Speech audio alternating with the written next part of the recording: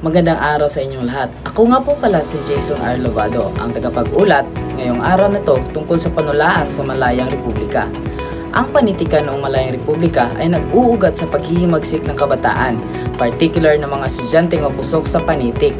Tumutok sila sa samut-saring paksa, ngunit ang layunin ay malinaw, ang magkaroon ng pagbabago sa pamahalaan.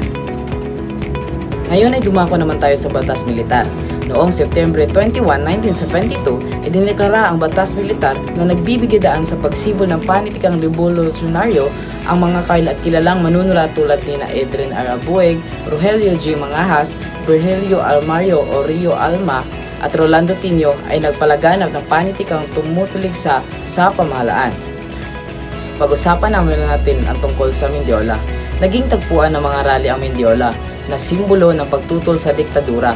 Dito rin nag-ugat ang marami sa mga tula ng panahon gaya ng Estremelingoles ni Virgilio Almario na sumasalamin sa kalagayan ng bayan sa gitna ng kaguluhan noong panahon ng diktadura.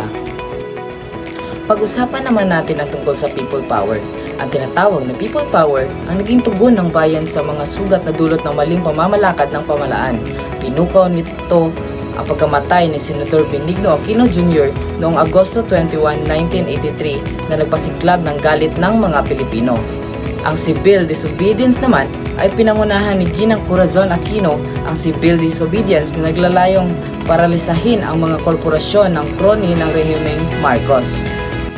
Dumako naman tayo sa EDSA Revolution. Sa utos ni Cardinal Jaime Sin, nagtipon ang mga milyon-milyong mga Pilipino sa kabaan ng EDSA upang pigilan ang kaguluhan. Dahil dito, bumagsak ang rehimeng Marcos at naging simbolo ng mapayapang revolusyon sa buong mundo at nagsimula na rito ang demokrasya dito sa Pilipinas. Pagkatapos mapatalsik ang pamilya ng rehimeng Marcos sa pamahalaan, si Ginang Corazon Aquino ang naging bagong Pangulo ng Pilipinas na nagbibigay diin sa sining at panitikan bilang bahagi ng pagbawi sa kalayaan.